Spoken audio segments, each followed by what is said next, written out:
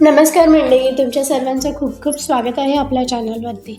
आपण रोज देवपूजा करतो. त्यावेळेस आपण कापूर पेटवतो, धूर येतो, सुगंध पसरतो आणि आपण पुढे निघून जातो. पण कधी विचार केला आहात का, हा कापूर फक्त देवासाठी आहे की आपल्या आरोग्यासाठीही? आज आपण पाहणार आहोत की भीमसेनी कापूर, जो साधा केमिकल कापूर नाही तर नैसर्गिक औषधी गुणांनी भरलेला एक अद्भुत घटक आहे. तर आजच्या व्हिडिओमध्ये भीमसेनी कापूरचा परिणाम आपल्यावरती कसा होतो ते पाहणार आहोत की सर्दी, खोकला, श्वासासाठी, पचन, मानसिक तणाव, घरातील हवा शुद्ध करणे या सगळ्यांवरती भीमसेनी कापूर कसा परिणाम करतो तेही देवपूजेच्या पलीकडे वास्तव्य अनुभवासह समजून घेणार आहोत.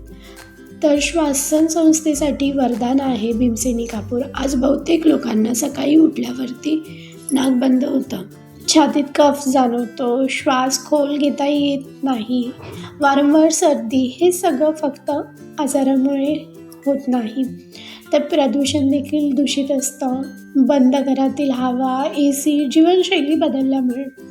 तर भीमसेनी कापूर नेमकं काय करतं? तर भीमसेनी कापूर जो आहे तो पेटवल्यावरती त्यातून निघणारे सूक्ष्म वायू जे असतात ते थेट आपल्या श्वासन मार्गात प्रवेश करतात. याचा परिणाम नाकातील सूज कमी होते, सायनसचे मार्ग मोकळे होतात, कफ सैल होतो, श्वास घेणं सोपं होतं. म्हणूनच पूर्वी संध्याकाळी देवपूजा करताना कापूर जो आहे ते पेटवायचे. ते केवळ श्रद्धेसाठी नव्हे तर घरातील शुद्ध हवा श्वासात जाण्यासाठी होतं. जसं की जे लोक रोज 1-2 मिनटं संध्याकाळी किंवा सकाळी भीमसेनी कापूर पेटवतात त्यांना सर्दी लवकर त्यांची बरी होते आणि रात्री श्वास देखील त्यांचा मोकळा होतो. अस्थमा, COPD असलेल्या लोकांनी फार सौम्य प्रमाणातच हा वापरावा.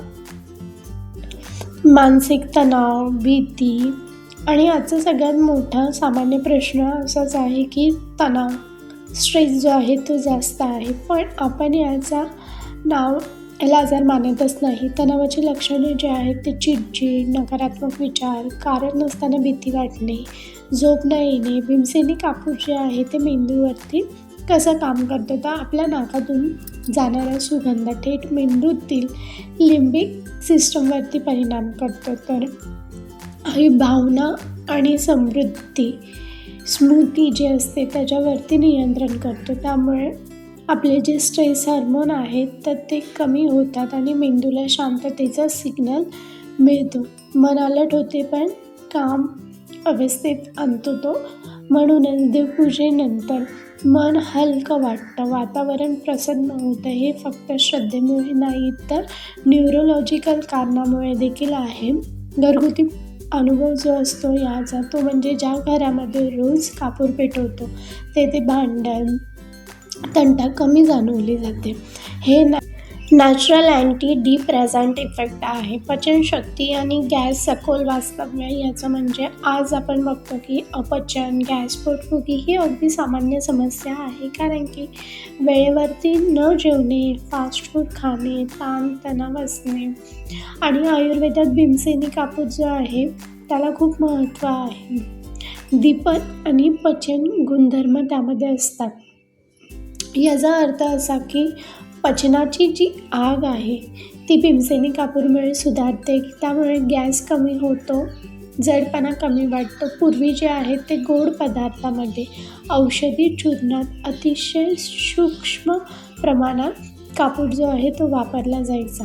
पण आजकाल महत्त्वाची सूचना म्हणजे आज बाजारात मिळणारा बहुतेक कापूर जो आहे तो खाणं योग्य नसतो. केमिकल कापूर मिळतात ते विषासारखेच असतात. तर फक्त इडिबल्स भीमसेनी कापूर जो आहे तोच औषधी आहे. म्हणून घरगुती वापरात फक्त सुगंधापुरताच कापूरचा उपयोग जो आहे तो सुरक्षित आहे. घरातील हवा शुद्ध करण्यासाठी पूर्वी घरात धूप, दीप, कापूर, गोमूत्र याचा वापर केला जायचा. कारण की भीमसेनी कापूर हवा शुद्ध करतो, निगेटिव्ह एनर्जी कमी करतो आणि कीटक, जंतू, प्रदूषित हवा जी आहे ती शुद्ध करतं. आजही आधुनिक विज्ञान हे मान्य करतं की काही नैसर्गिक सुगंध जे आहेत ती अँटी मायक्रोबियल्स असतात. मेंदूची एकाग्रता आणि स्मरणशक्ती भीमसेनी कापूरचा सुगंध जो आहे तो थेट मेंदूत जातो.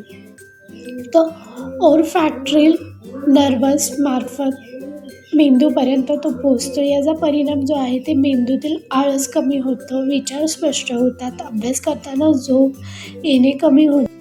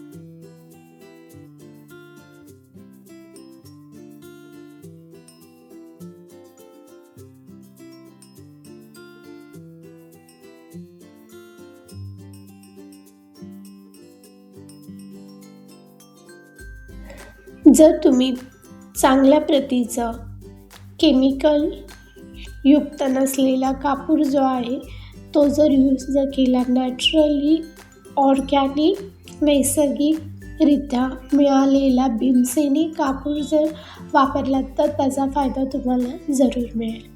आणि जरी माहिती जर तुम्हाला उपयुक्त वाटली तर हा व्हिडिओ तुमच्या फ्रेंड सर्कलमध्ये, फॅमिलीमध्ये जरूर शेअर करा, जेणेकरून त्यांना देखील याची माहिती मिळेल. आपण लवकरच भेटूया अशाच काही उपयुक्त माहितीसह. तोपर्यंत टेक केअर, बाय बाय.